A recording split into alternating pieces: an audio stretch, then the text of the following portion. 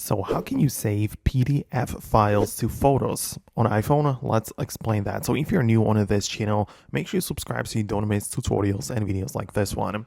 So if you have the files saved in the Files app, if it's a photo or a video, you can hold down on it, tap on share, and just save it to the Photos app.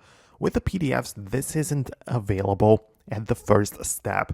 The reason is that the Photos app does not support PDF files.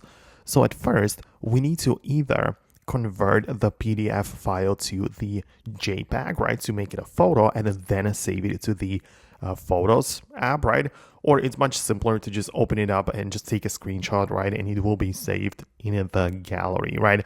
Obviously, this will make the quality go down a little bit, but it's just a very quick and easy solution to get it done, right? So you can just capture the screenshot a few times and you have it saved there. But if not, you can also use these kind of like services where you can convert the PDF to JPEG, which is the photo format, right? So you can use like websites like this where you literally just upload your PDFs and then download the photo version of that, which will most definitely be allowed to be saved in the gallery, right? So this is a little bit of a workaround, but that's how you can get the PDF files to show up in your gallery or in the Photos application. So let me know in the comments if you managed to actually make it work on your device. In case of any questions, leave them below as usual, but stay tuned for more and I'll talk to you later in the next upcoming tutorial. So subscribe and I'll see you later.